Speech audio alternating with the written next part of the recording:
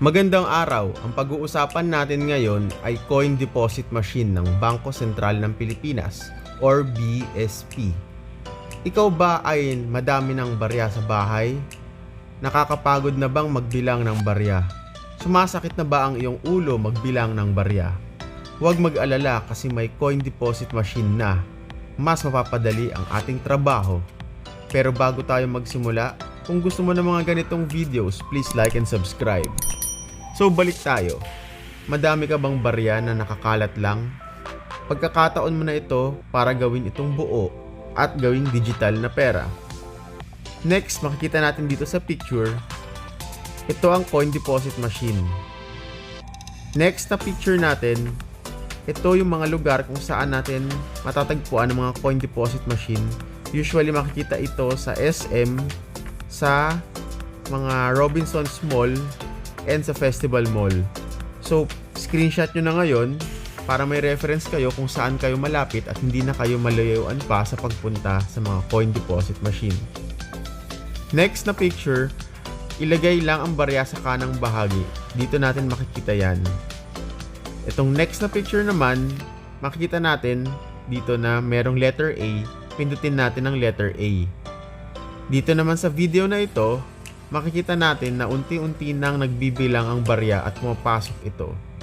Huwag natin kalimutan na tanggalin ng mga hindi kailangan, katulad ng mga screw, paper clip, at iba pa, kasi ito pwedeng bumara sa coin deposit machine.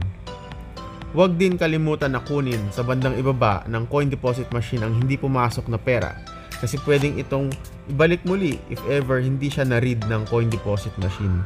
Pero minsan may mga coins talaga na deformed na, talagang hindi talaga mababasa yan ng coin deposit machine at hindi magre-register. Itong next na picture naman, makikita natin na ang halaga ng barya sa akin ay nasa 708 pesos. Next na picture naman, makikita natin dito, tatanungin ka if GCash or Paymaya. Sa next picture naman, napili ko ang GCash.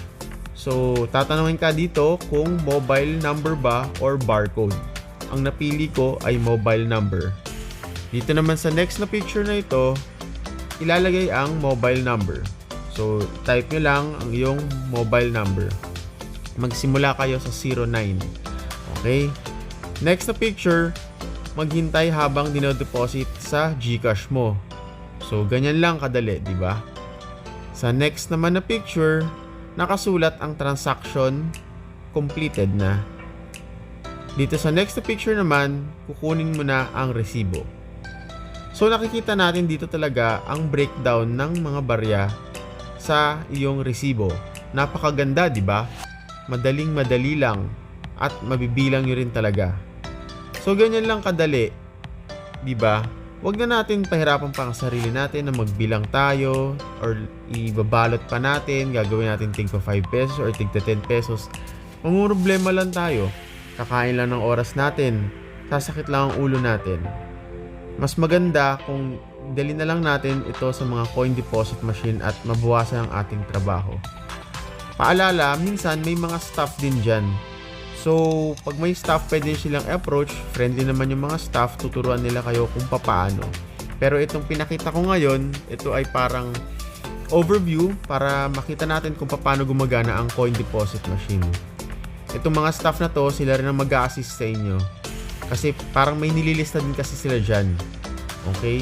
So, ganyan lang kadali guys. So, huwag natin pahirapan sarili natin. Punta kayo sa mga coin deposit machine. At huwag nyo kakalimutan na i-screenshot yung kanina, yung mga lugar kung saan makikita ang coin deposit machine. And then, papasok naman yan real time. So, huwag kayong mag-alala. Papasok yan real time sa GCash nyo. Magta-text din ng GCash nyo. Okay? So, kung gusto nyo ng ganitong mga videos, please like and subscribe sa aking channel. Thank you!